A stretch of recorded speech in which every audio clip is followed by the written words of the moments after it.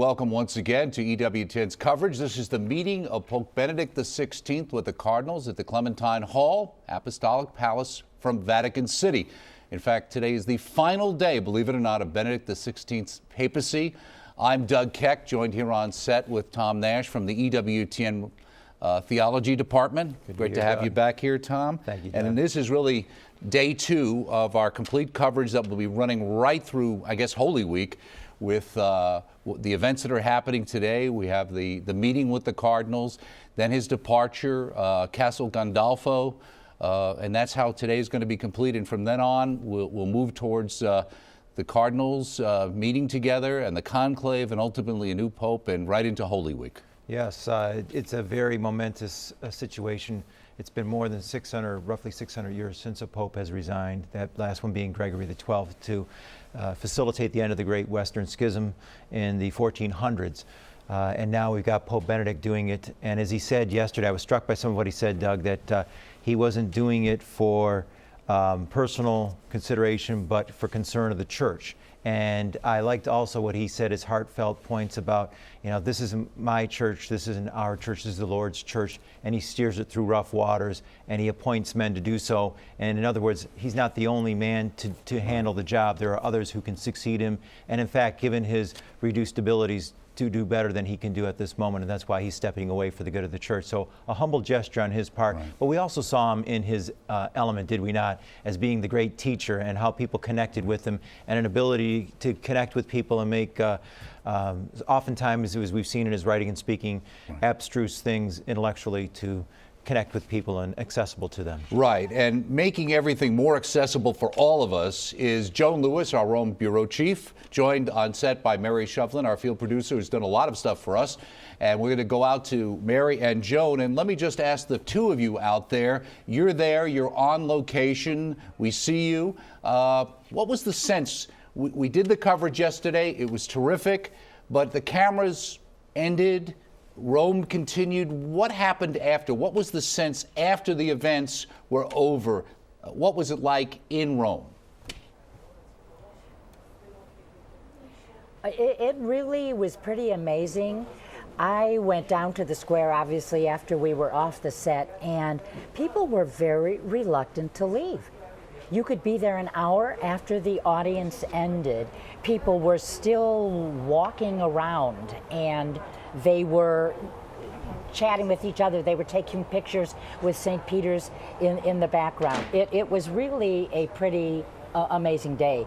And to see people still wiping their eyes, they had tears, they were sharing the joy of being in the Pope's presence, the sorrow that this would be the last time they would be in this Pope's presence. So, and then last night I did have to do some television in St. Peter's Square. And as I walked over, it was about 8:45, there was a small group of, I don't know how big they were in the beginning, apparently a lot more, but when I got there, a group of young people, and they held candles, they were singing, and they were saying the rosary. And they kept saying the Pope's name, Benedetto, in hopes that his window, which instead of being completely open, you can usually see the light of his study in the window, the shutters were closed just a little bit.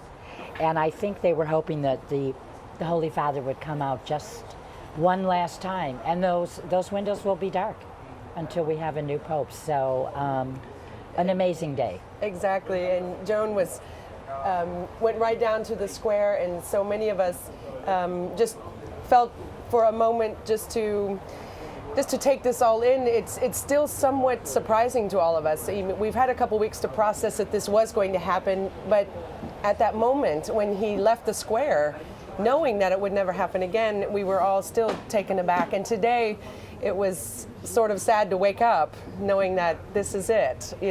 He will be leaving the Vatican today. I live quite near the Vatican, as does Joan, and you could hear the papal helicopter fly in this morning before 8 o'clock, landing. So the helicopter is in Vatican City, waiting for His Holiness, which we know he will be taking off from Vatican City around 5 p.m. So yesterday was a little bit sad for all of us. This morning, the realization that this really is it. But we're so glad to be able to follow these last few moments with the Holy Father, with his Cardinals today and flying out to Castel Gandolfo tonight. So, How exciting it is to have the media that we have today doing what we're doing via television. They're watching us on 5 different continents. And also, again, with the Twitter, all the other social media that can bring these moments to the entire world. People who are at work and couldn't watch television, they get a little message and picture from a friend who was in St. Peter's Square. And I was struck yesterday by a lot of people's comments on how good the Pope looked. And that's exactly what I thought in a lot of the close-up shots that we could see on television. Because he's looked a lot more frail, as we mentioned yesterday, in the last year, but especially the last 6 months. Perhaps he feels a weight off of his shoulder. As he said, he's not abandoning the cross. He's going to be by the crucified Christ's side in just a different way. But it was good that people felt that their last glimpse of the Pope was that he looked good. Well, that's great, and it's great to get a sense of the general populace out there. I'm wondering as well, because today is focused, at least initially, when he meets with the Cardinals, at least the Cardinals who are in Rome right now. Let me ask you, Mary, I think you had a chance to sit down with Cardinal Pell. Could you give us a sense maybe of the Curia, the Cardinals' feelings about the Holy Father's leaving and what they see coming ahead? Well, we were very appreciative of Cardinal Pell giving us some of his time. As you know, so many cardinals have arrived. Yesterday, they reported 60 to 70 cardinals being present at the audience. So a lot of them already here, a lot of them making their way still today. But it's nice that they are still speaking with us in the media, because once they decide, when they meet as a group, they decide on when to have what we call a media lockdown, which means they stop talking to the press. And that is to help them to focus on what they are about to do. And that's what Cardinal Pell was saying yesterday. I asked him, what is it like? What is it like for all of you, this awesomeness, this responsibility, as you sit there in the Sistine Chapel with this heavy burden on your shoulders? And he said it is an awesome burden to bear. He bears it with great joy. But he also said that he's very inspired by the holiness. This is what he said, the holiness of his fellow cardinals. So I think that atmosphere in the Sistine Chapel, them being together, is something that helps them make that decision. And we'll see all of the cardinals who have made their way here to Rome meeting with Pope Benedict in about 20 minutes. They're meeting in the Clementine Hall just to say goodbye. They did not have to be here for this, as Joan and I mentioned yesterday, but whoever got here in time to say goodbye to the Holy Father will be meeting with him shortly to do that. It'll be moving for all of us. Now, Joan, let me just ask you, could you give us a little bit of an idea? Mary alluded to what's happening, obviously the meeting with the Cardinals. Why don't we run through the schedule for today? And also, Joan, do you have a sense, based on what Mary and you have heard, how many of the Cardinals will actually be there today? Do we know what the actual count will be for today? I don't know the actual count. Hopefully at the top of the show, they'll be coming in with the Vatican television press office. We'll be finding this out. There were about 80 plus cardinals in the square yesterday. Others will still be arriving. And anybody, regardless of age, if they were in Rome, they were at the square yesterday. So the College of Cardinals is 209 members, 115 of whom will, as I speak, go into conclave if no one else has to withdraw because of illness, as one cardinal did. So 115 will go into conclave. Will all those 115 be among the cardinals that the Holy Father will meet today? And I think it's going to be kind of thrilling, and I'm sure the Vatican photographer's ready for this. But at some point, I just have a feeling that Pope Benedict is going to be embracing his successor. And no one except the Holy Spirit right now knows who that is.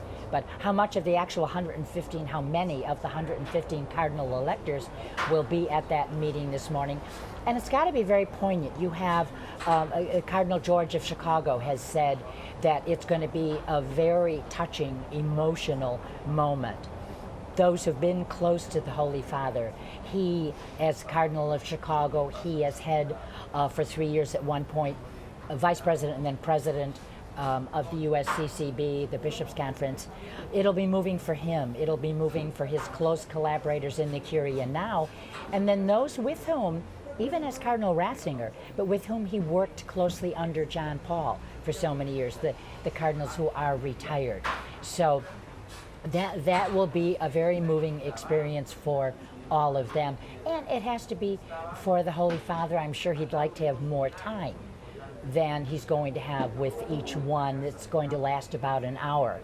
And then for the rest of the day, I guess it's going to be probably simple things like, okay, you go home and you have lunch, and then you're going to finish packing, and with the help of the consecrated lay women that live with the Holy Father now and who will go to Castel Gandolfo and then move in several months into the monastery in the Vatican.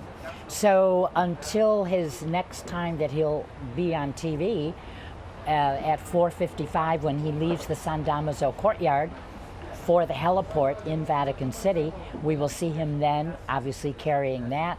We will see him as he takes off. We will see him as he lands in Castel Gandolfo, and they expect a very huge crowd. Saverio Petrillo, who is the director of the Papal Villas and the longest working Vatican employee, he's been here since Pope Pius XII.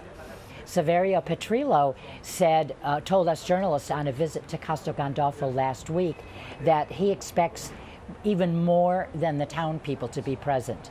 So I think you'll have people hanging out the windows overlooking that main square of Castel Gandolfo, because the Pope will appear as Pope on the balcony looking to the outside of the Apostolic Palace. So very, very moving moments for all of us, those of us who cover him, who go to so many of his events, because he is, as Mary said, such a great teacher. So I just wanted to add, Joan, you mentioned how we will be facing out the Apostolic Palace in Castel Gandolfo, the Papal Palace, and all of us that are watching, you at home, tune in for that, because he is expected to say a few words, not a speech, not a prepared text or anything, maybe just something brief, but you will get to hear him speak for his very last time in public as pontiff. So that's something to watch out for. And then we'll also come back in with our broadcast as the doors of the Apostolic Palace are closing, and really kind of signifying the end to this amazing pontificate, and the Swiss guards who will walk away from his door as a sign that, his reign has now ended, and they protect the Holy Father, of course. His protection will be provided by the Vatican police. But just behind us, it's strange to think that we only have about 9 hours left, and as we speak, the cardinals are gathering in the Clementine Hall with the Holy Father. So it's just going on right now here, right behind us. Right. And I'm struck by the fact that I'm struck by the fact, and I think I mentioned this yesterday, that the last place Benedict will be wearing the papal white is going to be at Castel Gandolfo, a place he loves so dearly. Spent long summers there. In fact, at some point, he decided not to go north into the mountain regions of Italy where it would be cooler in the summer, and he spent his whole 3-month time at Castel Gandolfo. He loved the intimacy of it, the smallness. It had much more of a human feel, not this gigantic, historic apostolic palace in Rome. So I find that very significant, that the last hours of his papal white will be at Castel Gandolfo, but we do know he will be wearing white after he retires. So just an extraordinary day. We are living history. Joan, let me just ask you, or Mary, just for us who are not as familiar with the layout of Vatican City and Rome, what is the relationship of Castel Gandolfo? How long of a flight is it actually going to be by helicopter when he leaves to actually get to Castel Gandolfo?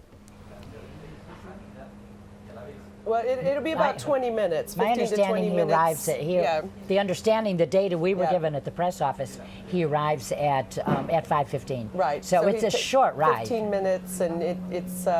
But I wonder if we'll get images, Joan. I wonder if we'll get images from within the helicopter itself. This is something that would be meaningful for all of us tuning in. But he'll say goodbye to the Cardinal Secretary of State, and he'll say goodbye to the Dean of the College of Cardinals, and there will be officials from Albano, which is the city where Castel Gandolfo is, and there'll be officials there to greet the Holy Father, and as we said, the faithful. So it's just, we hear the bells chiming behind us. Time is ticking away, and so it's a very moving time. Let me ask you both, too, as well. You're talking about that idea of the camera shot, etc.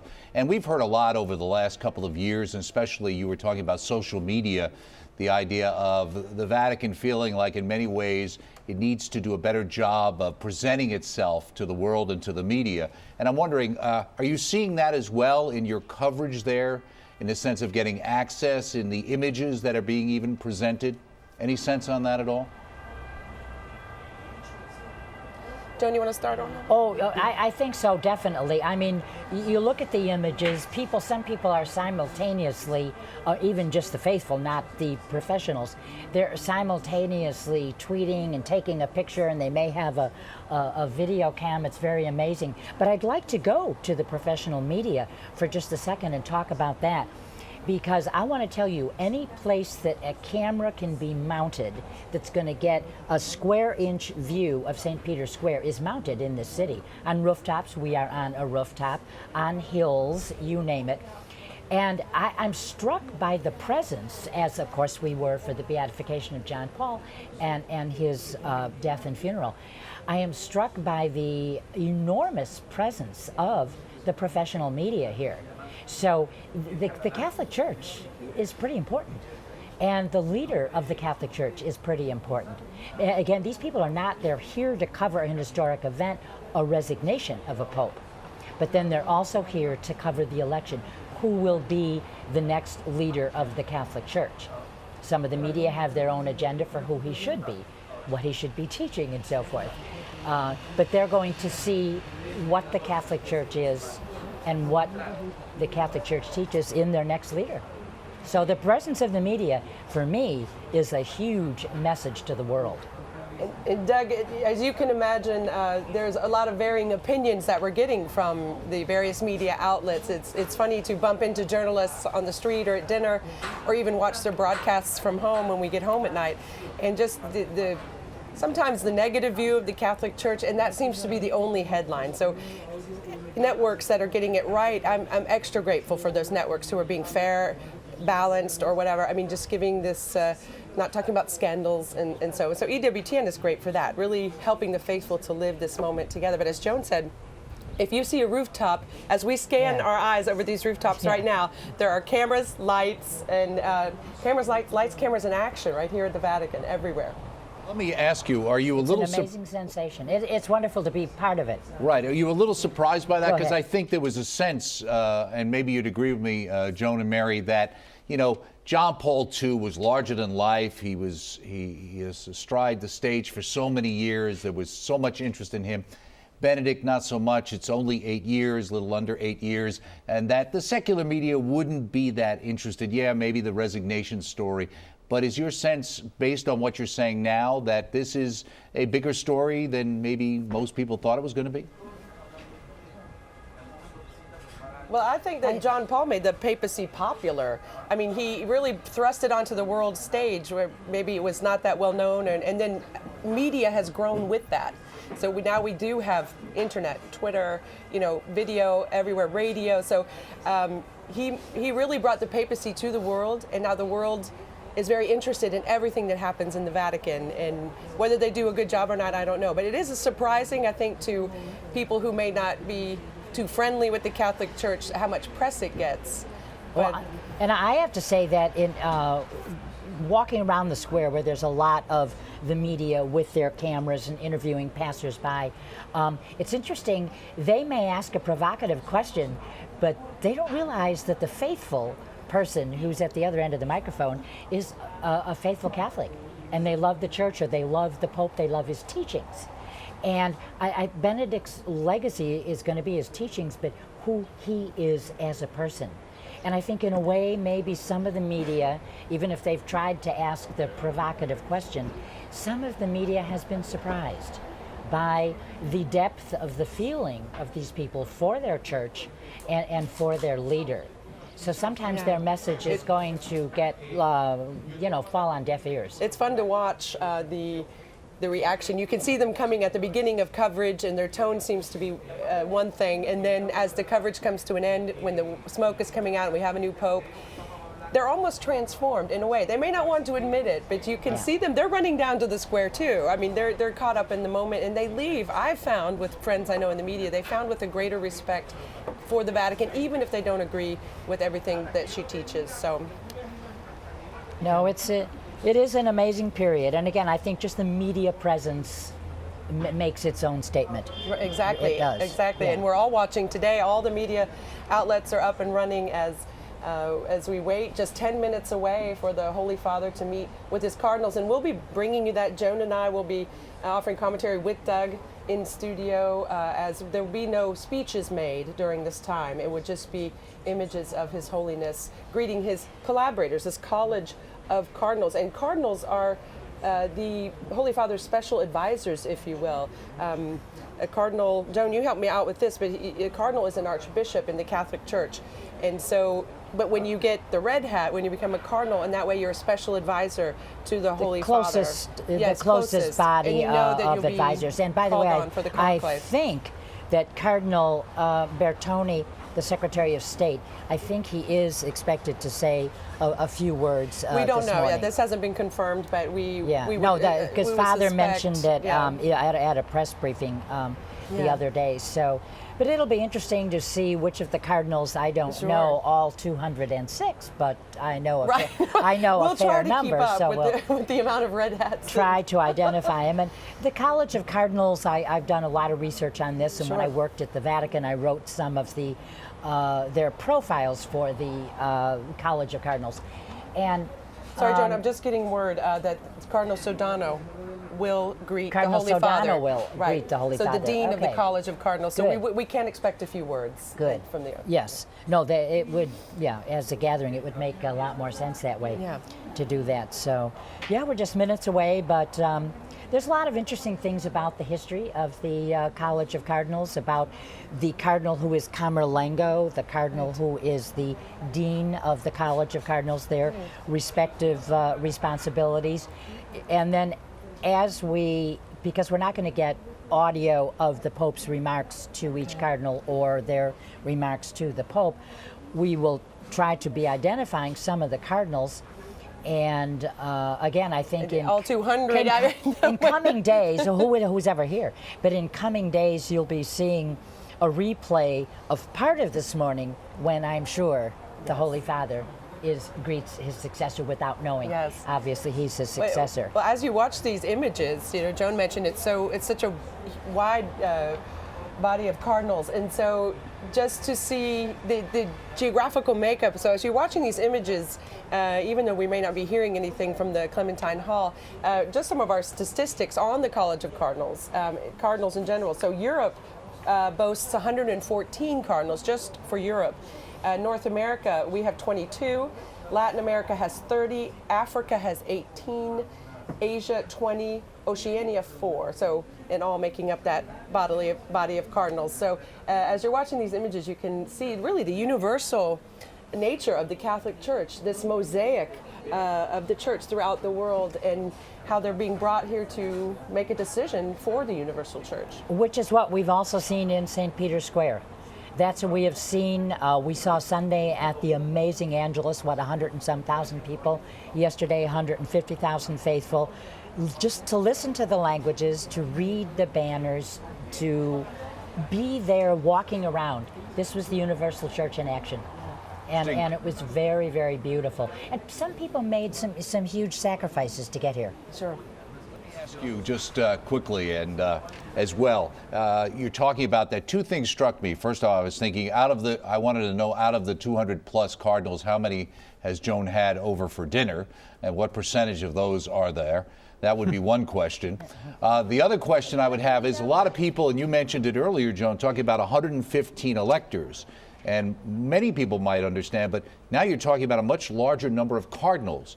Why would there be so many more cardinals than there are cardinal electors? Oh, great question. Actually, very, very simple to answer. Cardinal electors are those who the date the sede vacante begins, so tonight at 8 o'clock or tomorrow if you wish, who are under 80. They enter into conclave to elect the new pope. Those over 80 are the other members of the College of Cardinals, but not electors. And the interesting thing is there is one cardinal, I think it's Cardinal Casper, who on March 5th turns 80. But he wasn't 80 before the sede vacante began, so he does get to go into conclave, which is interesting. And another interesting thing, Doug, if the numbers don't change between now and the election, when 8 years ago Benedict was elected, there were 117 electors, 2 of whom became too ill to travel, so the final number 8 years ago was also 115. And there can be a maximum of 120 electors in the College of Cardinals. That was established by Pope Paul VI during his reign. So when as Benedict did 5 times, I think, when he created new cardinals, he always had to look at the number of electors and not go over 120. John Paul actually did one time, but he must have had some huge insight. He went to 123 cardinal electors, but it was in like 6 months' time, 6 months to 8 months' time. 3 of them did die. I think he already knew they had very serious illnesses. So then the number went back to 120 electors. But in the last 2 elections, it will not be 120. And I'm glad you asked that question, Doug. And Joan, you know so much about these things, but it's a great moment for Catholics around the world and non-Catholics, of course, just to learn these terms.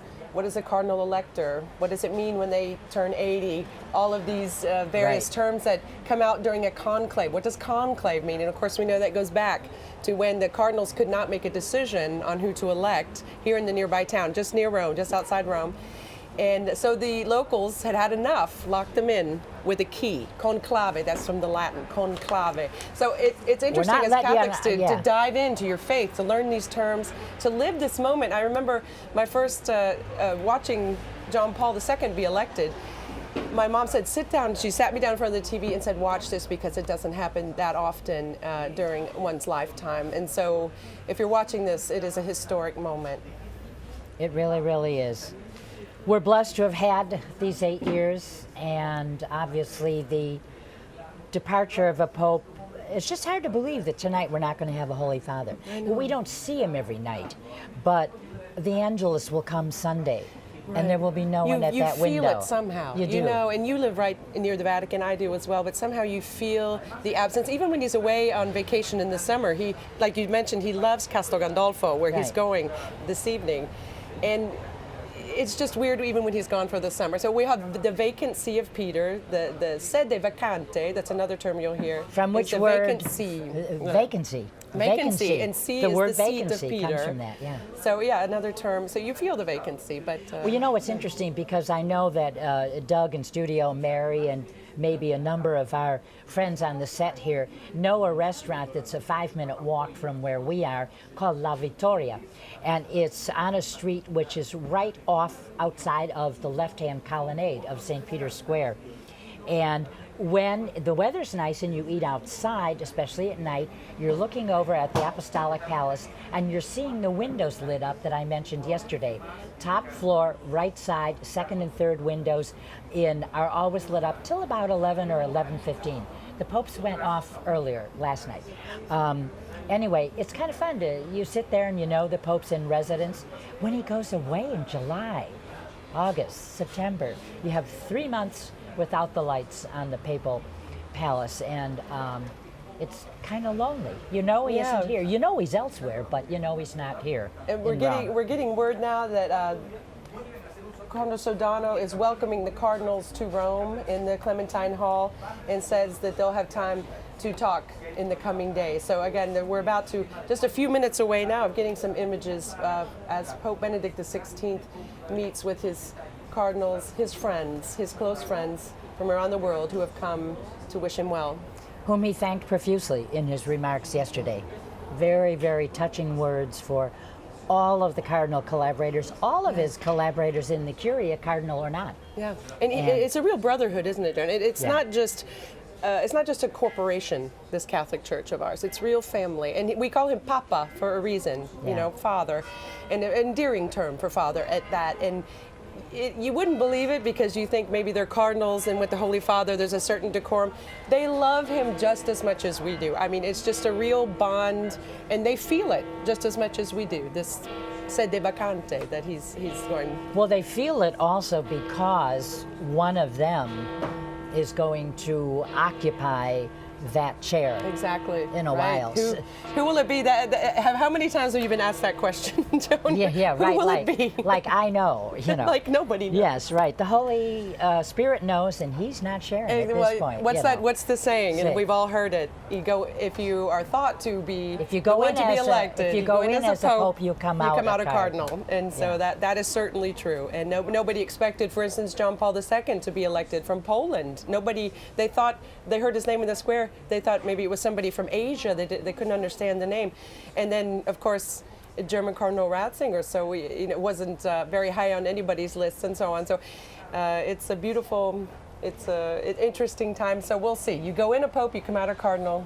We'll see what's going to happen over these next few days. And we're getting images now. We can see them gathered in the Clementine Hall. We'll probably soon know some numbers. This is a very beautiful hall in which many audiences are held with the Holy Father, heads of state, and so forth. I don't know if we're getting audio. Oh, he's not there yet. This is the hall in the Vatican, which I'm sure Joan has been to many times, and I have as well. When you get to meet the Holy Father, they often bring you to this hall to let you meet him. And so it's very quiet, isn't it, Joan? I mean, we're not getting audio, but it's very still. There's just kind of this waiting. Exactly. Actually, the first time I was ever in the Clementine Hall, President Clinton was visiting the Holy Father, and they invited a huge delegation of Americans from Santa Susana Church, Americans working in the Roman Curia, and we were supposed to greet the President and First Lady.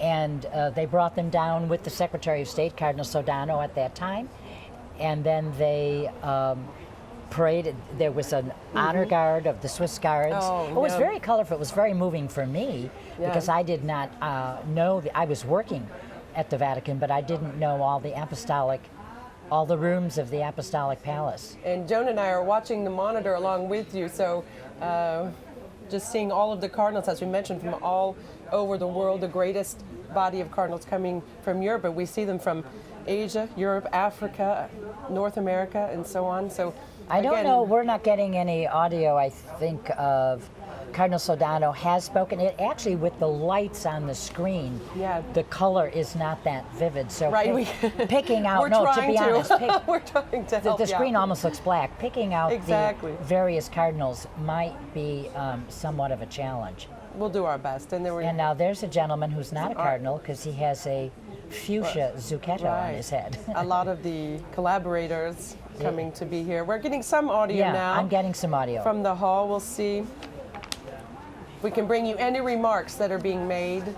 Cardinal Sodano, as we mentioned earlier, will address the Holy Father, just a few words. And if the Holy Father responds, Joan and I can translate that for you as it happens. He's probably not going to take, I'm guessing, a lot of time to do that simply because of wanting to have the time to greet each cardinal. Supposedly it's an hour from 11 to 12. Right, and any discourse right now, I mean, he just wants to, usually he would keep it short and sweet, just as not to offer a teaching, or it's just a moment to say goodbye, just to stay true to the event. And Sodano probably will not speak that long. He became the Secretary of State in, I believe it was December of 1990. Cardinal Casaroli had been the Secretary of State for many years, worked on the Ostpolitik, with all the countries of Eastern Europe, then under the Iron Curtain. Well, we've had usually Secretary of State, of course, Cardinal Bertone, usually they do not rise to the chair of Peter, but Pius XII did. He had been Secretary of State here in the Vatican and went on to become Pope, but we have to remember that Cardinal Bertone and Cardinal Sodano, but in a special way, Cardinal Bertone has been a special friend of Cardinal Ratzinger, then Cardinal Ratzinger, at the Congregation for the Doctrine of the Faith. They worked together there for many years. 7 years. So they're very close. And of course, so when Benedict was elected pontiff, he brought Bertone with him to the Secretary of State. So there's a deep friendship there, a deep collaboration. And we're just seeing more images now from the Clementine Hall, the Sala Clementina. Just an interesting little comment right now. I've traveled over the years with the, in recent years for EWTN, I've covered a number of papal trips. And before that, when I worked at the Vatican, I traveled a lot with Vatican delegations to China, to Cairo, so forth and so on. And it was an interesting thing. You'd always have your advanced people, whether it was for a delegation, but more likely for a papal trip. Your advanced people would go to XYZ countries to kind of prepare the terrain for the papal visit. And I was told at Vatican Radio by one of the... Oh, okay, sorry. We're getting audio now. The cardinals are rising to their feet. Right. Holy Father is arriving. Here we see him now. And he's got the cape on that he will wear for the, when he receives diplomats. It is cold here like today in Rome. It is in the 30s. That cape would be very much appreciated by us. Yes. Yes.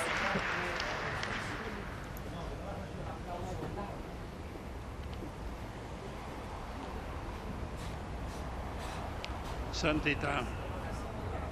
Con Whatever grande words are said, I'm happy to trepidazione, simultaneously translate those for you. presenti a Roma si stringono Your oggi Holiness. intorno a lei per manifestarle With great ancora una fear volta and il trembling, loro profondo affetto these cardinals who are here with you today in Rome have gathered around you to show you once more their deep love and affection, and they want to express their gratitude, their deep gratitude for the witness that you've given with your apostolic service for the good of the Church of Christ and all of humanity.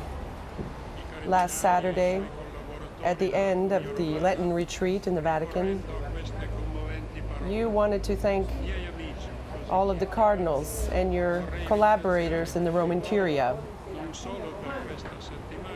with these words, with moving words. He said, "Dear friends, I'd like to thank all of you, not only for this week, but for these 8 years, during which, with great competency and affection and love and faith, you have helped me carry the weight of this Petrine ministry. And yesterday as well, Holiness, you said in the audience in St. Peter's Square, to all of the people present and to the collaborators present,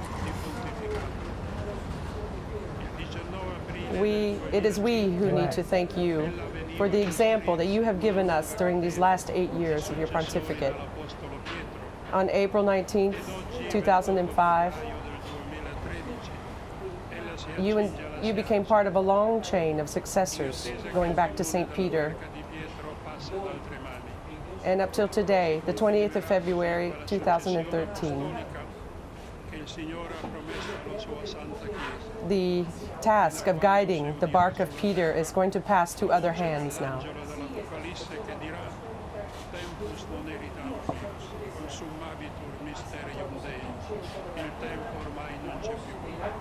He will continue to guide his church. The Lord will continue to guide his church until the angel of the apocalypse comes to blow his horn.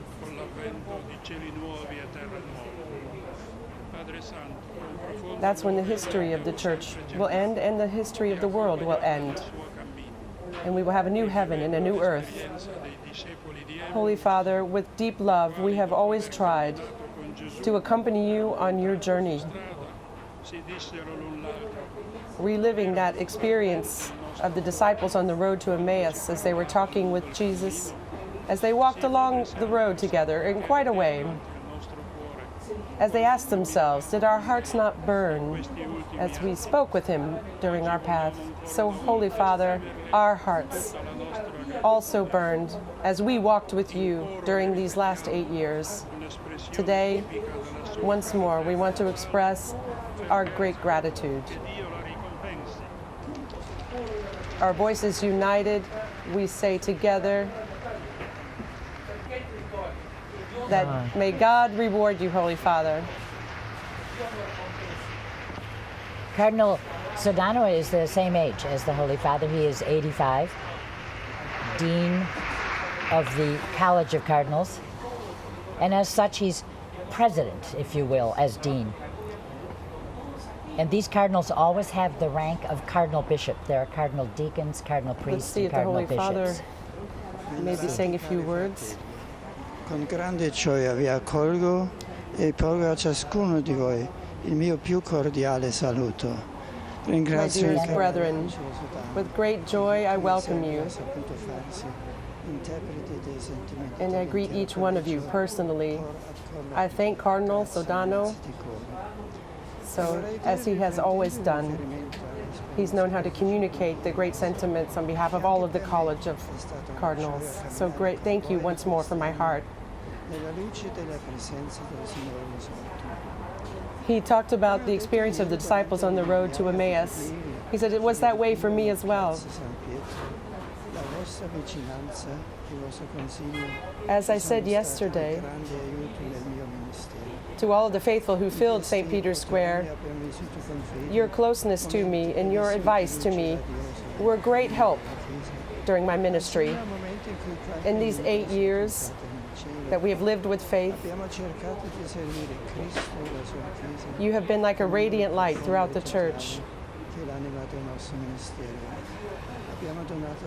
We have tried to serve Christ with deep love. We have tried to give hope.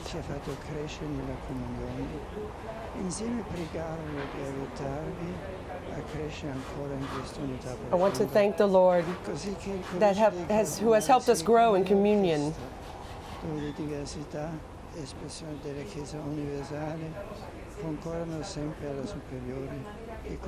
He said, Holy Father is saying his prayer that this communion between the College of Cardinals will continue to grow, that they will work together like an orchestra in perfect harmony.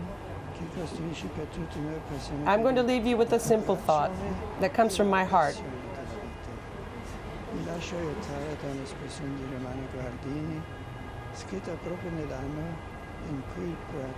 The reason and faith for life. He's citing now Father Guardini, his writings.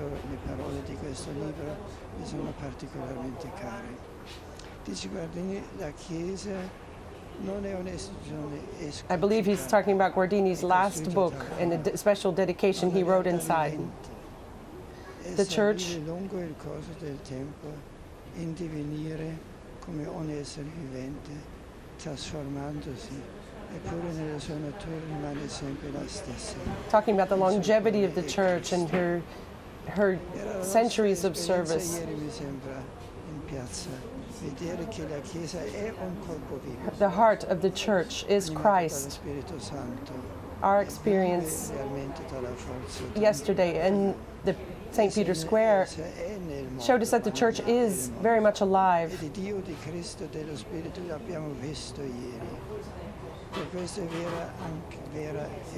It is in the world, but is not of the world.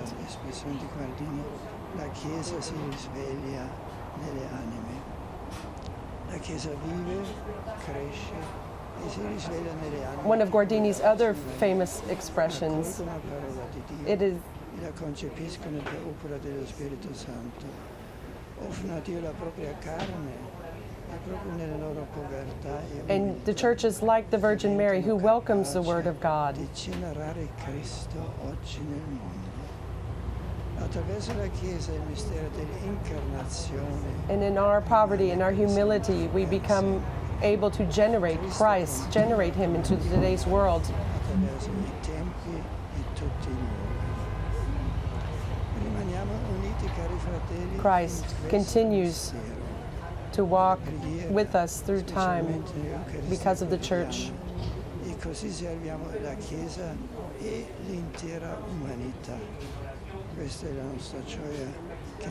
Talking about the Church's prayer life and the daily Eucharist. This is our joy that no one can take from us. before greeting each one of you personally, I will continue to be close to each one of you through prayer, especially during these next few days.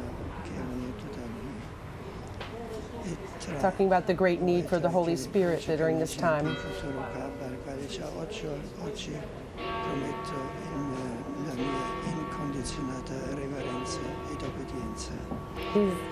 Holy Father saying, one of you in this College of Cardinals will be the future Pope. Wow. Talking about the need for reverence and obedience. The Holy Father is going to now impart his apostolic blessing. Cardinals rising to their feet. And let's prepare together to receive his apostolic blessing. Adiutorium nostrum in nomine Domini. Benedicat vos omnipotens Deus, Pater et Filius et Spiritus Sanctus.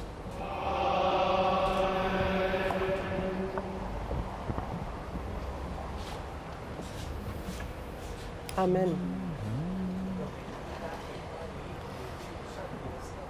So, Joan, these are the last words we will probably get out of today's meeting. What do you think of what the Holy Father was saying? We tried to translate as well as we could. It was hard to hear with the microphone, but what did you think of his words?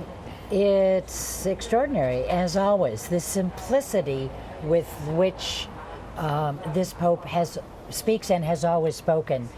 And the one thing, I think his legacy is going to be Christ. How Christocentric this man is, his thinking, his living, his praying.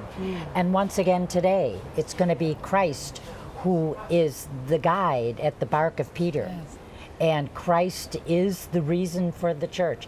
And he has stressed a number of times in his pontificate that it is not he who is important as the Pope. Yes, he is the successor of Peter, but it is always Christ that he, as the Pope, looks to, that the faithful should look to, whether they're the faithful cardinals who work with him or us, the faithful. I like what he had to say about them working together as an orchestra. He really he spoke to them as a body, no matter where they are throughout the world, musician. even the ones who aren't here. He said, you know, he's a musician, and of course this reference to music, which he's made throughout his pontificate.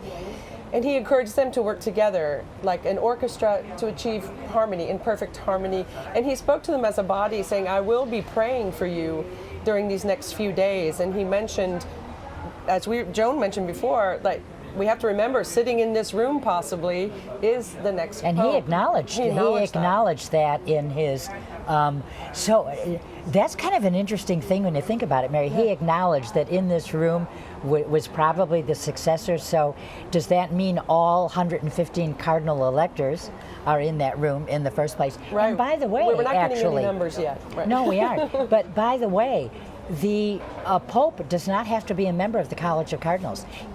Exactly. Joan, explain this. This is interesting as well. He can also be. So, Joan, it's hard for us to see, isn't it, in this monitor, but the cardinals are coming up one by one to greet him. Maybe we'll just even let a few moments of silence go by just to hear if we can. Well, and see if we can recognize them. And really, the screen where we are with the studio lights and everything, it's very, very dark. I do want to point out, I don't know if we're going to go back to the image again of Cardinal Sodano seated after he spoke. The gentleman to his left, to our screen right, was Cardinal Roger Echegaray, and he's the vice dean or the sub-dean of the College of Cardinals. Let's just, we'll stop our commentary for a moment, Doug, and let's just listen in and see if we can kind of live this moment with the Holy Father.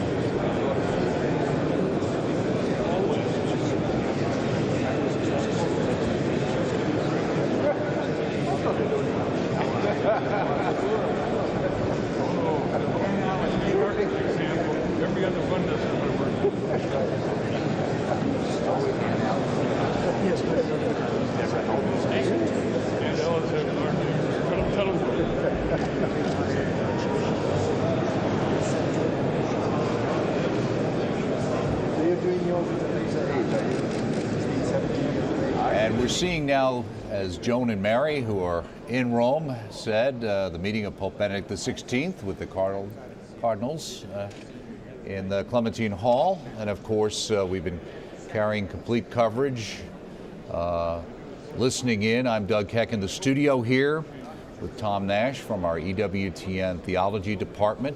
Just wanted to mention a couple of things that we have the full day's events with Pope Benedict's departure from Rome to Castel Gandolfo happening today at 10:30 a.m. Eastern Time.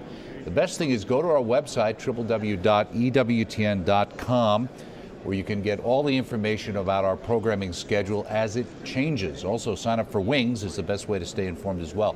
Also, a special Basilica Mass of Thanksgiving for the ministry of Pope Benedict XVI today at 5:15 p.m. Eastern Time.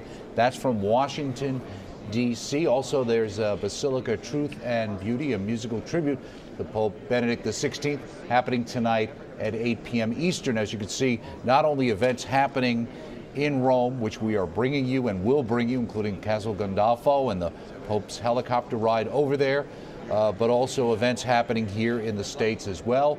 And Joan Lewis, who's there with Mary Shovlin, covering everything. Also, will be bringing her Rome Dispatch program that will start tomorrow, and look for that as she covers the daily press conferences. And Tom, as we move into next week, we can look for Live from the Vatican with Raymond Arroyo. That begins, we're thinking right now, next Friday, March 8th. And likewise, EWTN's Vatican Daily program with Colleen Carroll Campbell, who will be the anchor of our new news program. We'll be launching in this summer from Washington, D.C. That's also starting next week. And again, just a reminder, our website's EWTN.com. There's our EWTNnews.com. And also, if you have some questions, you can learn more about the Interregnum and Conclave by visiting our EWTN.com/HolySee/Interregnum site. And again, just to remind everybody that getting these pictures and bringing them to you is our honor. It's part of our family duty to our family, and as our family, we ask you to support EWTN. Go to our website, check that out, how you can support the work of EWTN and help support our efforts to bring you complete wall-to-wall coverage of the papal resignation, the departure, the conclave, from the heart of the church, with the heart of the church, from the channel and the people that you can trust and have trusted over the years. Tom, let me just ask you, any comments while we're watching this? Yeah, going back to the beginning when Joan was talking about the media coverage, and that people may not be giving the church the best coverage, and certainly there's things that have happened in the recent decades. And I just wanted to mention there for our viewers, that's Cardinal George, obviously, from Chicago, greeting our Holy Father. Go ahead, Tom. It's been interesting, nice cut in there, because it was Cardinal George who pointed out the last conclave, and this ties in what I was going to say, that, hey, where's the Roman emperor? You know, they looked upon looking over Rome and what it used to be and how the Roman emperors used to rule. Where are they now with the popes, who they tried to destroy the church in the first 300 years and various times more vigorously than others? That church continues. Why? Because of what the Holy Father said, and Joan echoed again, about the heart of the church is Christ. We're going to have an interregnum very shortly, hours away. It is bigger than any one man. We've had at least 266 listed popes in the 266. Some of them served more than once on the official list. That's another story. But the point is that it's bigger than any one person. And so that in that regard, Jesus Christ is the reason. And why? Because he is God. He is the creator of us all. We're made in his image and likeness. And therefore, when people may not like it, but they can't ignore their creator, they can't ignore the church that exists. And that's why we see this coverage. That's why we see the attention. They can't ignore the church because they can't ignore Jesus Christ, who is their creator. And therefore, the church is sustained because Christ continues no matter what. Right, and that's Tom Nash from the EWTN Theology Department. I'm Doug Keck, here anchoring in studio from EWTN, joined, of course, in Rome, in Vatican City, by Mary Shovlin, and also our Rome Bureau Chief, Joan Lewis, who have been bringing coverage throughout. And again, we're watching as the various cardinals greet the Holy Father. Our coverage. Is that Cardinal Pell then? I'm trying to see and get the profile. I'm not certain. mean, He's that's so super- tall, I know that's, but there are some other. So anyway, I defer to others who are much better and more I've familiar, seen like him in Joan person, Lewis. but I don't think it was him. And Mary Shovlin. So we'll go back to our Nat sound, bringing you the intimacy as Mary described it as the Holy Father. And you can see, again, as all of us have said, and people who know him better than certainly I do, what a wonderful, kind, humble man our present Holy Father is.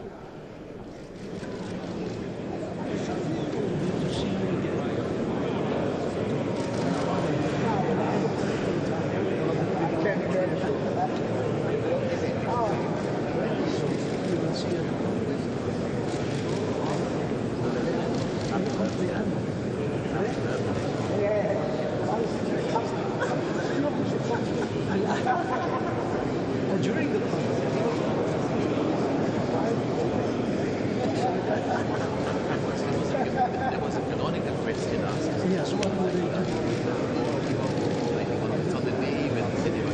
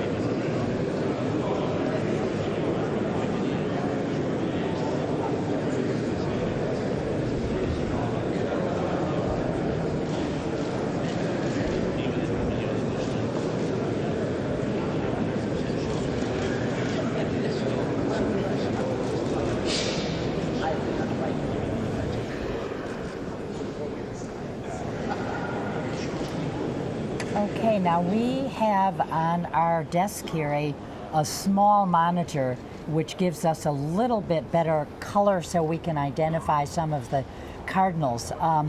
As you see a cardinal approaching the Holy Father, you will also see on the left of your screen a gentleman in white tie and tails.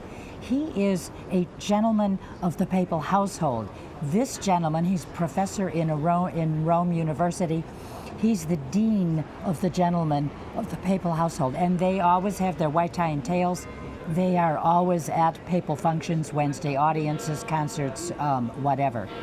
And then you can see in the excuse me, in the middle of the screen is Archbishop Georg Ganschwein, the Pope's personal secretary, who is also bidding his farewell to each of the cardinals. And of course, Archbishop Ganschwein is now the prefect of the pontifical household and will be with Benedict in the monastery here in Vatican City. That will be his residence as well, to help continue to assist the Holy Father with his maybe writings or whatever he needs done in the monastery. So they will continue their close collaboration with one another. And the cardinals are coming up. If we don't say their name, it's... Well, there's 206 in the college. We do not know all of them, even between us. This looks like Cardinal Scola. Would you think so, Joan? It looks like Cardinal Scola, Archbishop of Milan, who is a great teacher of theology. Talk about these two men right here sharing a great depth of knowledge of theology, two great theologians. So Cardinal Scola there from Milan. Now I'm afraid they continue to come forth from Italy. Of course, such a great number from Italy, right, Well, Joan? that's it. 20-some cardinals from Italy alone. Many are in the Roman Curia, and they are in positions that call for that position to be a cardinal. And we're seeing various ages. I mean, there's the young, right, to the very. How old the how old are oldest. the youngest? Okay, the oldest member is Cardinal Tonini, the Italian. He's 99. He was born in 1914. And the youngest member is Cardinal Antonio Tagle from the Philippines. Excuse me, the second youngest. The youngest is from India. I would probably, unless I saw it in print, I would not do justice to his name. The youngest was created only months ago. He is 53. Cardinal Tagle is 55. We saw Cardinal George earlier, didn't we? We did, and very close keeping my to eye the- out for the Americans. Very close to the Holy Father, and theologically twins, and their command of theology, the language of the church, and so forth is just totally, totally awesome. Such a humble Holy Father, and that's again an adjective that people are reluctant to attribute to him. But, maybe people who don't understand the real Benedict, But Mary, humble is also not a word used that much today in relation to anyone. Exactly. Really, do people in their 20s and 30s know what humble is? How many of the cardinals, if you know offhand, Joe, because you would know, how many cardinals has Benedict personally appointed? Was there even just a percentage? I heard some of that being kicked around in the press. So a lot of these he's hand-picked. I will tell you right to govern now. the church. Pope Benedict has created a total of 84 cardinals, 67 of whom will be cardinal electors. And so that means 17 of them, therefore, are over the age of 80. So over half of the cardinals that will be electing his successor, over half were appointed by Benedict himself. Well, and it is interesting because of the 123 current cardinals who were created by John Paul, 51 are electors. So you actually have Benedict of 51 and 67 is 118 were actually by age down to 115 electors, and Benedict will have named the greater majority of those cardinals. And it's very interesting about the College of Cardinals, because actually this was constituted in its current form in 1150. We've mentioned the dean, of course. He's always the titular bishop of Ostia. But it was in 1059 that the cardinals, these close assistants to the Holy Father, became the exclusive electors of the Pope. And we want to remind people that the Pope is the Bishop of Rome. And so his close, I believe that is the Indian cardinal that I was mentioning that he does look a little bit older, but he's 53. He was created just months ago by Tutankhamun, but I don't want to massacre his name. It's several names, and I'm not sure. Okay, it's also just nice to see Pope Benedict's expression, isn't it, as he talks, because he has a real love in his heart. I mean, we call him Papa, as we were saying before, and it is an affectionate term. We see him as our Holy Father, and here's Cardinal Dolan from New York, exactly, whom the Holy Father assigned the day before Dolan became a cardinal. The Holy Father asked him to address the College of Cardinals, and he did that. And what's interesting, Mary, I'm hearing in my earpiece, I'm hearing laughter in the background. I'm guessing that's a very, very good sign for sure. But that is Cardinal Koch, I believe. Koch, who is over Christian unity now? Yes, is that exactly. Right. He's from also, Austria or Germany? Switzerland. He's from exactly. Switzerland, Right. yes. And but we mentioned the cardinal electors. They were just important prelates in the church, and they took on their significance today. The red vestments, they're being close advisors to the Holy Father. They're being members of the College of Cardinals. They really took that. Is that Ravasi? Right. He gave the Lenten retreat to the Holy Father. He did. He heads the Pontifical Council for Culture. they continue to come forward. Joan, just so people tuning in, you mentioned the significance of the red color that cardinals wear. Sure. What is that significance for people who may not know? These men are expected, in a way, as we all are in the church, to be leaders up to the point of giving their life, of shedding their blood for the church. And in a way that is part of the history of the papal red shoes.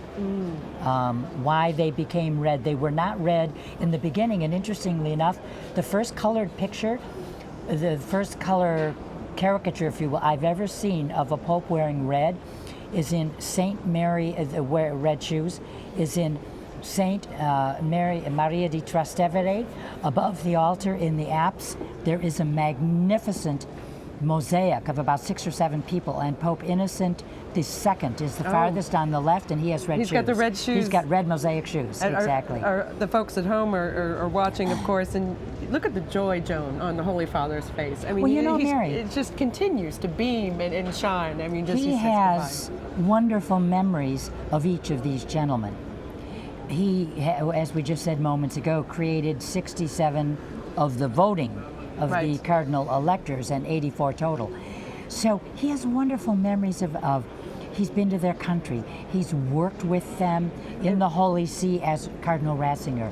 He has worked with them as Holy Father, as their leader. And it's funny because you'd think that they see each other more often than they do, but people are surprised to when a cardinal doesn't even see the Holy Father as much as you think he would. It is a special moment for them as well. And Benedict did not do one thing that John Paul did all the time, and that was have close collaborators over for meals. John Paul would have, it didn't have to be just cardinals, he would have them over for lunch or for dinner. Actually, Benedict is a little more discreet. Some of them certainly have been at his table for a meal. But that looks like Cardinal Zen. Is that Cardinal Zen of Hong Kong? Or Cardinal Emeritus.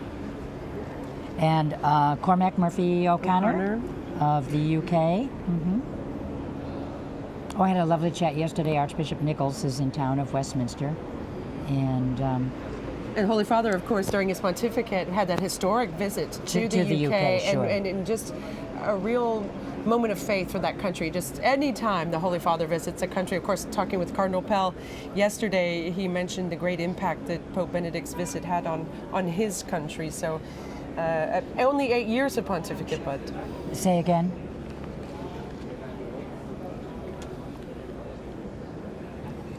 Cardinal Regali. Oh, we are going to reintroduce ourselves, Mary. I'm Joan Lewis. I am Rome's bureau chief in Rome for EWTN.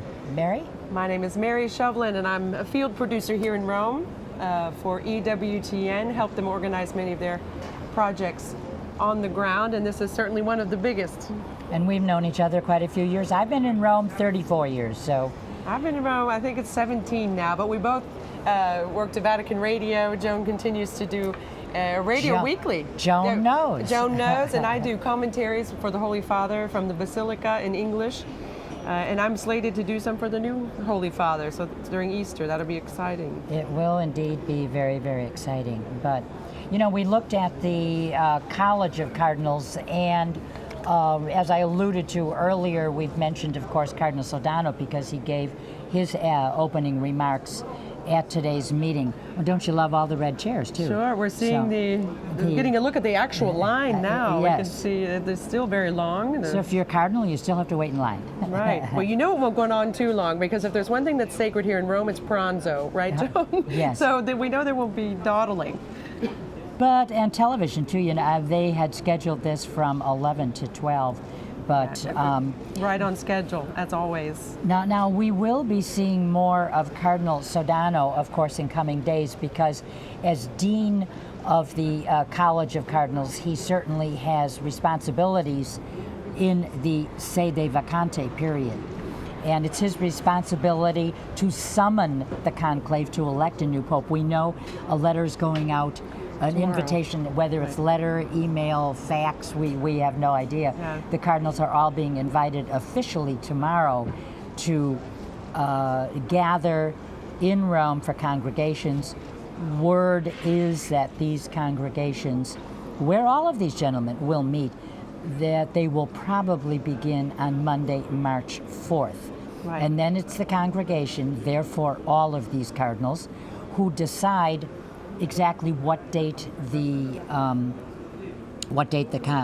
conclave itself will begin. I do not recognize this Might be. prelate for sure. But it could have been. Well, Isn't we it? could speculate Yeah. on Yes. each one, couldn't yeah, we? well, we don't want to speculate, right? Yes, Exactly. Right. So. But Mary, just and our viewers, Yeah. what we're looking at on the screen right now, the Pope and a cardinal. One of those pictures that will have been taken also by the. Is that Cardinal O'Brien? Looks like Cardinal O'Brien. Right. Head of the Order of the Holy Sepulchre.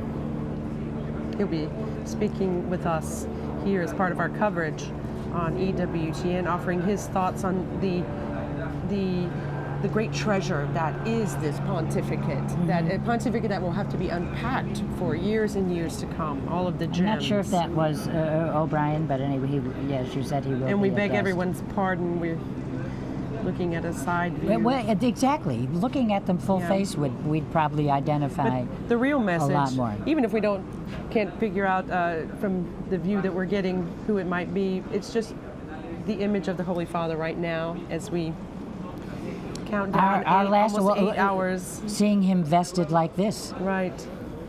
He will wear the papal white. He will probably have his white overcoat on as he leaves the Vatican tonight. He did during the audience, right, yesterday. Oh, thank God, because it was It's a little chilly. Quite chilly here in Rome, yeah. We may look like we're sitting in a sun-bathed, warm climate, but And the cardinals continue to come forth, kissing the Holy Father's hand in veneration. Of course, somebody the ring by on now his finger. will have done a count. The ring on his finger will be handed over, and it will be Tonight. smashed, as is the tradition, to just signifies that reign, the ring which signifies the reign of a pope, it's over. So it's just all part of the tradition, and the papal apartments are sealed, and papers are removed. So I mean, so we have a few days here. It's for very transition. interesting too. Is that Cardinal Schönborn? That's Christoph Schönborn, I looks believe, like of Vienna. Looking from the side. Has been very, very close to the Presenting Holy Father for with a book, it looks like. a long time. Oh, how interesting, a gift. Well, It is actually, Schönborn, sure, Cardinal Schönborn. it is Cardinal Schönborn. A multilingual prelate of nobility background in Austria. What's interesting too, just to watch the different ways each one of them greets the Pope. A couple have knelt. They all have their red zucchettos off, and some shake a hand, some a little bit closer, like they want to just hug the Holy Father. And the Holy Father is very patiently listening to everything he has to say. I mean, this Sure. last moment together when they can just express, I'm sure they're words of great affection and love for his person and just admiration. And probably places where the Holy Father has traveled. I'm sure that has. This is the Archpriest of St. Peter's Oh, this is Basilica. Cardinal Angelo Comastri. Right, Comastri, who is the great basilica you see behind here, has an archpriest which runs it and is in his care. And this is When he Cardinal speaks Comastri. and gives homilies, he's almost a poet. Absolutely. Oh, wonderful. And profound. he's great in interviews. I mean, he's just very natural, and it comes from his heart. You can always tell. All the four major papal basilicas in Rome each has a cardinal archpriest. Our viewers may remember when fairly recently Jim Harvey, the Archbishop who Harvey. had the prefecture of the papal household, became Cardinal Harvey. He is now the cardinal archpriest at St. Paul's outside the Walls Basilica. Right. This may be Cardinal Stafford, Joan. Can you get a look at that? A little bit of a shadow. This looks like eye. Cardinal Burke, Cardinal Raymond Burke from the United Mm-hmm. States. Who was at the Apostolic Signatura? Signatura, yes, Yeah. exactly. A tribunal, one of the 3 tribunals of the Holy See. Again, an American cardinal who will be in the conclave electing Pope Benedict's successor. Cardinal coming forth now in his wheelchair to greet the Holy Father. I do not know who he is. This is Cardinal Angelo Bagnasco from Genoa, who is the president of the Italian Bishops' Conference. Exactly.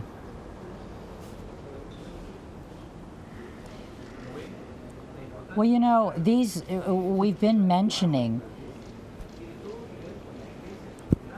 We have been mentioning that Cardinal is so and so, and he heads this dicastery. That's true as we speak. But at 8:01 tonight, those people who head offices in the Vatican are presidents of councils or prefects of congregations.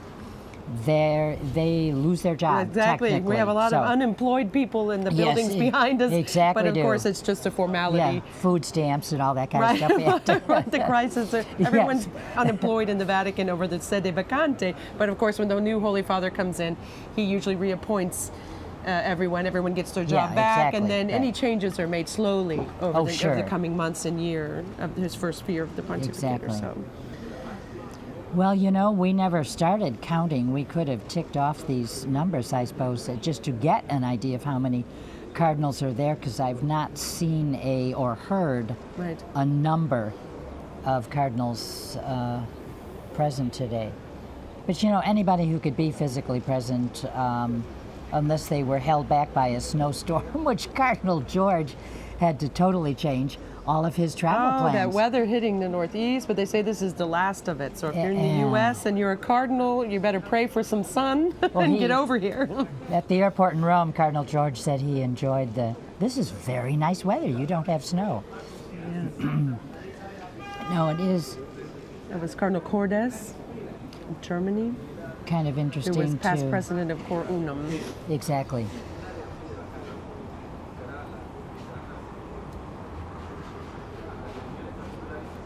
Well, maybe it would have been, I don't know what order they were, you know, specifically received from or highest seen, ranking but within the college. Right. We'd have to have had that list. That would have been. Nobody has that. That would have been very nice, yes. You know, I'm almost glad that we're having this moment, Joan, to see the cardinals. You can hear the joy in the hall. We can hear the occasional laughter, But it kind of takes away some of that drama of, you know, there's often such a serious tone over the conclave, and it is serious. Sure. Usually it is accompanied by the passing away of a Holy Father. Sure. And here but we this still one have here, it's joyful goodbye, it's brotherhood, and that is the tone that will take them right into the conclave. And you know, Mary, think about it. If you've ever had a family member who died and you know, not in your presence, and you said, oh, I wish I had said this to them, or I wish I had told them more times that I love them. These gentlemen get a chance to say, because he's still with us, he's going to be still with us. They get a chance to say those special last words joyful of thanks. Goodbye. Mm-hmm. And of course, as he assured them earlier in his remarks that he would certainly be with them, the Holy Father reiterated that he would be praying for the cardinals as they, over the next few days, as he mentioned, and keeping them in prayer as they make this important decision. The rest of his life nascosto, hidden, as he himself said to the Roman clergy last week. Yesterday, and during the audience, how many times did he say the word privacy? The Pope has no privacy, and he's a very private individual, Pope Benedict.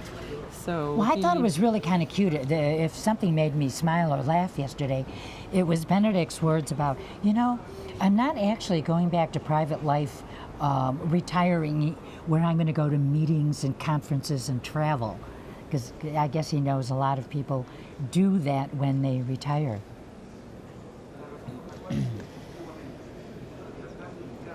So the cardinals are going up, as we mentioned before. in order of their rank in the College of Cardinals. Joan, maybe you could shed some light on this as well. We have cardinal deans, cardinal deacons, bishops, and priests. And priests, I and believe- those are the three ordained orders. I Right. think we should make it clear, is that cardinal law? I think we And should. they're ending with the cardinal bishops, the rank of cardinal bishops. So they're going up in order, and they're ending with the cardinal bishops. And that is Montezemolo, Cardinal. He was at Luca. St. Paul's outside He the was walls. at St. He Paul's was the outside the walls, archpriest, yes. Right. And has a very long Andrea something Long Montezemolo. name. Yes, he has a very long Italian name. Well, he's of nobility. So Luca Cordero de Montezemolo, that was the middle name. That looks like Cardinal Farina, head of sure the does. former head of the Apostolic Library and the archives. And we see many of them bringing up notes and cards and books, and of course, Archbishop Ganschwein taking those for the Right. Holy Father, storing them away, and he can look at what his cardinals have brought to him to say goodbye today. Exactly. But Cardinal, one point I did want to make, is that Cardinal Onaikan? I I can't think tell. you're correct. That's if it is Cardinal Onaikan, he's of Nigeria. Well, he was just made a cardinal 6 or so months ago, along with Archbishop Harvey, or now Cardinal Harvey, whom I didn't see. Not yet. It Not may yet. have slipped by us. And Oh, but a point I do want to stress is that there are 3 ordained orders in the church: deacon, excuse me, and then priest, and then bishop. Cardinal is not an ordained Right. order. Cardinal is an honorific title, as Mary said earlier. It comes from cardo, the Latin word for hinge, because these people were the key advisors, the people around whom the Holy Father, or whom the Holy Father counted to be his advisors. right, so it's not like they get ordained. It's not No, a no. higher ranking at all. They still There's remain no- a bishop or an archbishop, and then within the College of Cardinals, there is So there are the different 3 groupings of the deacon, cardinal deacons, and so on, the cardinal Right. bishops. So, and they're coming up in that order. There's Cardinal Sepe, who is now in Naples, Italy. He was here Right. for many years. at He the- headed clergy. He headed the congregation for clergy for and the evangelization of peoples many for years. a few years. And after that, yes, exactly. Now you mentioned, for example, the different ranks. The dean, who we know as Cardinal Sodano, the dean of the College of Cardinals, always holds the rank of cardinal bishop. Right. And he's also, by the way, titular to the church in Ostia. There are 7 what are called suburbicarian dioceses, to which specific cardinals get the title. And every cardinal, in order to be considered a cardinal, gets what's called the titular church, as you mentioned Yes. earlier. So any cardinal that you know in your particular diocese has what's called a titular church here. Right. So it's entrusted to his care. So it shows that it gives them that local collegiality in an official way. Well, that's they have the whole a parish idea. here in Rome. Since the early advisors all lived in Rome and advised the Pope. There's Cardinal centuries ago. Ruini, Joan, you'll recognize, former of course. vicar of Rome. Right, he was very close collaborator with Cardinal Ratzinger and then Pope Benedict for many, And many years. Rome always has to have a cardinal vicar, because the Pope, as Bishop of Rome, cannot perform all the functions of Right. both Holy Father and Bishop of a diocese. So he has a vicar general for that diocese. Joan, I just wanted to, as the cardinals come forth, we provided a simultaneous translation of Cardinal Sodano's words, and these are becoming available now online. And so if you want to know what Cardinal Sodano said to the Holy Father this morning in the name of all the cardinals, and then, of course, the Holy Father's words to the cardinals is becoming available online in English. But he had some beautiful words. He spoke about Cardinal Sodano when he was elected, going back to April 19, 2005. Right. And he said, as you prepare to leave us, waiting for the helm of the bark of Peter to pass into other hands, there's apostolic succession shall continue, which the Lord promised to his church. He said, Holy Father, with deep love, we have tried to accompany you on your journey, reliving the experience of the disciples of Emmaus, who after walking with Jesus for a good stretch of road, said to one another, were our hearts not burning within us? Yes, Holy Father. know that our hearts too burned while we walked with you these past 8 years. Today, we want to once again express our gratitude to you. We repeat in chorus a typical expression of your dear native land, Vergeht's Gott. May God reward you. So Right. again, that Beautiful final words. greeting in German for our Bavarian Pope.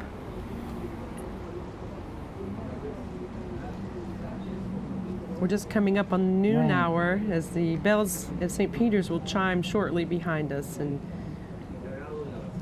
The Holy Father, in Angelus bells 5 hours from now, he will be getting on that leaving. helicopter. Yes, exactly.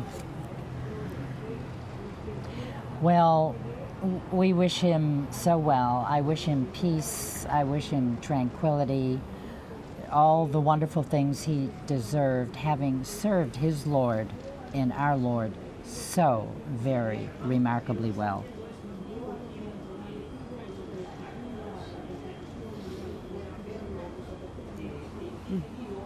Yeah, it's just. I think we're coming to the end of the line, the last few remaining, and maybe these are the cardinals who work in the Curia here in the Vatican. The Curia is Have we this seen Cardinal government of the church. Givitz yet? I don't recall. I'm And just remember, trying not to. all of them are here, right? So not all the cardinals are here.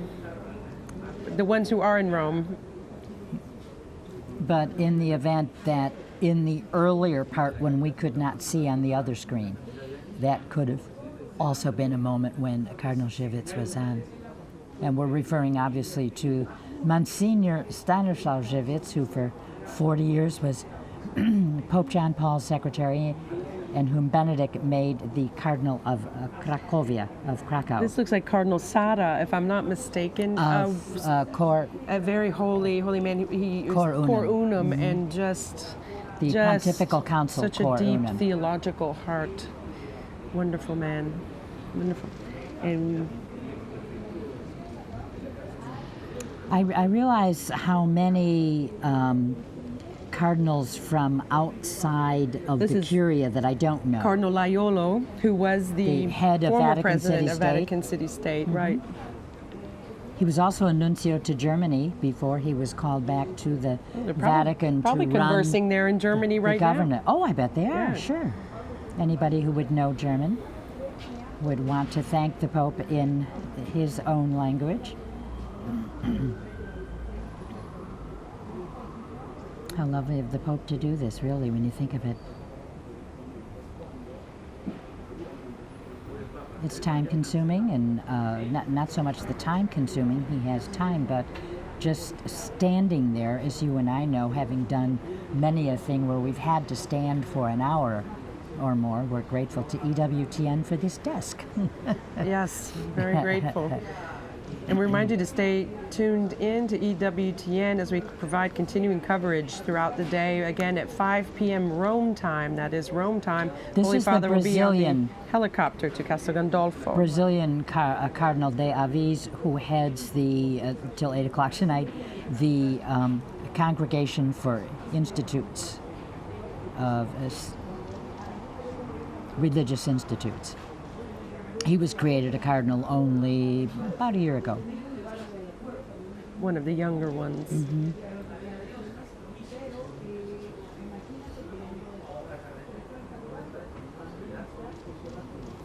It's just fascinating. Some who are very brief in their remarks, others longer. It's like when any of us get to meet the Holy Father, you It's have like- so many things you want to say, and Right. in the end, you just kiss the ring and go, or you talk too long. You never Didn't know they tell you you, never Holy, know how it's yeah, going to go. didn't they tell you, Holy Father, I need 3 minutes? Right. He's always very patient with everyone, people who maybe go, well, cardinals, of course, that's a whole different, but faithful, Right. I mean, normal faithful going up. Well, what struck me the first time I met him face to face was his extraordinary blue eyes. You almost have to get a real close-up picture on TV or photograph to understand the intensity of his eyes. And he looks just at you. There can be 17 people behind you. Pope Benedict is looking only at you, Yes. listening to what you say. He has a real heart of a pastor, and I think any Pope would have to have that at the very core, that very heart for and love for his people.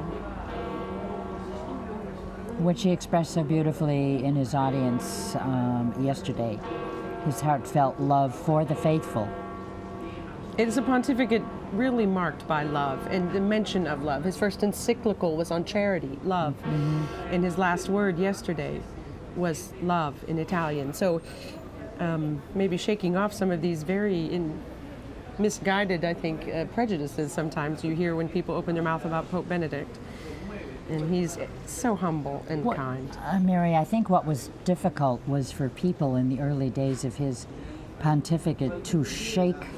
Archbishop Fisichella. I was just going to say I've seen several archbishops because they're these wearing are the curia. They're These are wearing the- fuchsia instead of, and he heads the Pontifical Council for the New Evangelization. Right. Something started under this pontificate, the Yes, new exactly. evangelization. So Anybody who wants to call Benedict conservative can look at so many amazing, surprising things that he did. Obviously, Joan, his you're right. resignation will top that list for many people. But if people are honest in looking at this pontificate, they are going to see. yes, so these are all of the cardinals and archbishops who head the curia offices. We've had the We've family. had all the cardinals now, I think the archbishops, because the ones Yes, now these are preceding the him. archbishops, but some of the curia offices being represented today are the Council for the Family, for Health Care, Social Communications. Right. We saw Archbishop Celli. Oh, is this there. Peter Wells? Archbishop Mueller we saw before. Is this Monsignor Peter Wells of the Secretariat of State?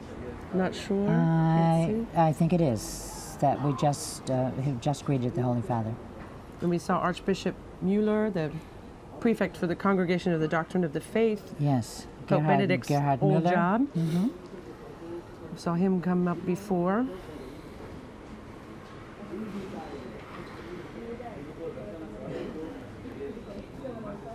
I'm not recognizing this gentleman. But this means we're coming to the end Well, of if the it's line. the Cardinals have and all gone, Cardinals are preceded finished. these, yes. These are people who work in the offices here in the Vatican, head these offices. Well, that's nice. that Close he's collaborators.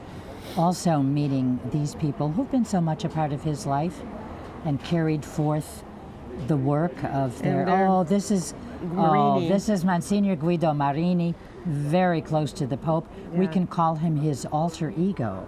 And literally, he's the- that's a great play on words. He's his papal, He's the master of papal liturgist. ceremonies. Yes, so right. you always see him. Oh, I got an email last week. A woman said, "Who is that kind gentleman who's always next to the Pope at Mass and takes such good care of him and takes care of his..." That's Monsignor Camaldi. He's one of the... He works also with Monsignor Marini in the Office we of see him at Liturgical Celebrations. liturgical Yes. functions often. Been by his side Again, for the years joy. at those functions. Oh, this is the young Polish Conrad. Is this Father Conrad? The Polish liturgist, master of liturgical ceremonies. So again, the cardinals have all finished greeting the Holy Father. These are people who helped the Holy Father run the curia, the church, his cabinet, if you will, who work closely with him here behind us here in Vatican City. And your pontifical councils and congregations have like three top people: a prefect, a secretary, and an undersecretary. And these are the people that, many of whom we are seeing right now, who hold a rank of bishop or archbishop.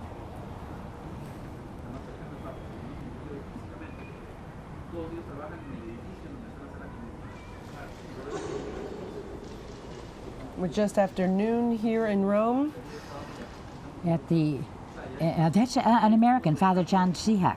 He is with Monsignor Marini in the Office of Liturgical Ceremonies. You often see Monsignor John at Pope Benedict's side, and I'm the new Pope, in the liturgies when there's two masters on the altar with the Holy Father. A lot of these faces, And he I think works our- at the Congregation for Bishops. Our EWTN viewers would recognize from the many liturgies. Sure. We have. It's a great, you need a big office for that. Yeah. I mean, the masses that go on here and the special events. And we're now just about that to, is Cardinal Sodano, And we see coming back into the on the picture. left of the screen, right? Right. He's the dean of the College of Cardinals.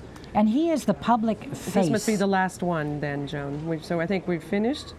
Cardinal Sodano is the public face of the Holy See in the sede vacante period. And it's also the Cardinal Dean, by the way, who asks the Pope-elect if he accepts the election. And now they're posing for a photograph with the Holy Father as we've reached the end of the greeting line. The Holy Father has greeted each of the cardinals and the archbishops and bishops working in the Curia with him. They're now posing for some last photos together. So it's been an emotional morning for an awful lot of people here, starting with the Holy Father and obviously concluding with the cardinals, one of whom we all think will be his successor. We'll have numbers for you later because we will see you later today. Yeah, we'd like to invite you we to have stay two tuned for more- that coverage. Two Yeah. more live events today, so come back to Rome and join us then. And we'll have some updated figures also, how many cardinals and so forth. So stay with EWTN, Eternal Word Television Network. Back See to you you, later. Doug. And there we have it. That's Mary and Joan. And we just want to say, Mary and Joan, get inside, get some hot chocolate or something there in you.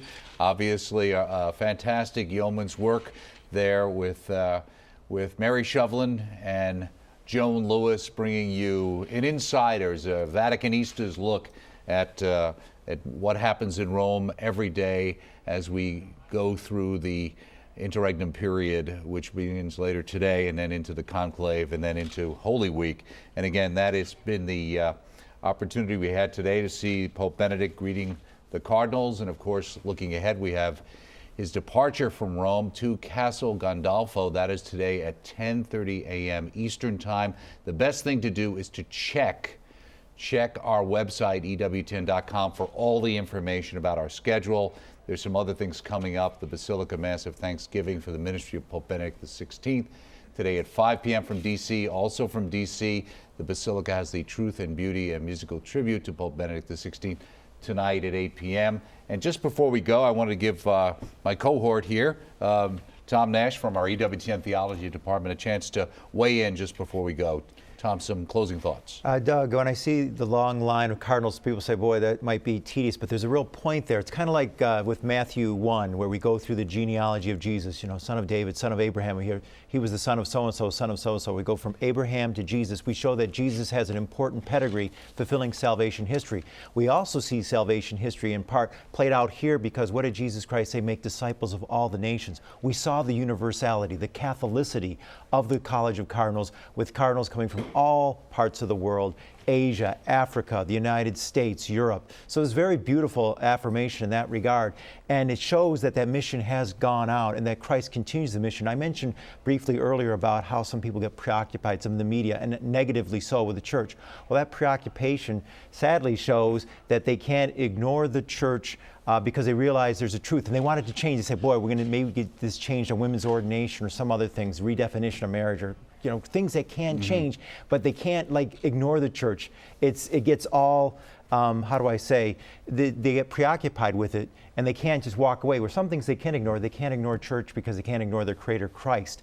And that is a reminder that the church is what she says she is, and that Jesus Christ, though, as we've been reminded by these two popes, is very merciful. And he reaches out to those who oppose him so as to redeem them, so as to bring them back in. So it's always, even those who oppose Christ in the church, we reach out in love and mercy to bring them home. And now I understand why you work in the theology department, Tom. Thank you so much. That's Tom Nash here from our anchor desk here at EWTN. A couple of things I wanted to mention. Look for Rome Dispatch with Joan Lewis starting tomorrow as we bring you the press conferences. Also next week, live from the Vatican with Raymond Arroyo will premiere. We're looking towards Friday of next week. That's March 8th. Likewise, our Vatican Daily program with Colleen Carroll Campbell. Also, we're looking at next Friday, basically, for those programs to begin here on EWTN as our wall-to-wall coverage continues. And Colleen's also going to be anchoring a news program coming this summer from Washington, D.C.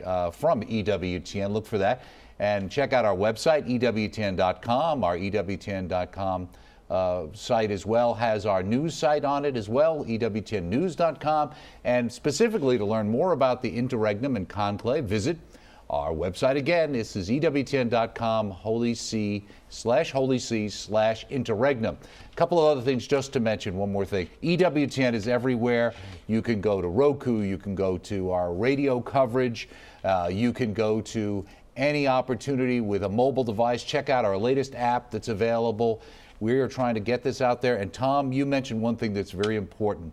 The mission of the church and also the mission of EWTN, Mother's mission, that's what we're trying to carry forth, and we can only do it with your help, so don't forget the gas and electric bill. We still got to pay those bills. And thank you so much. Stay with us throughout today and as we move forward, and we'll join you later when the Pope departs. Thank you so much.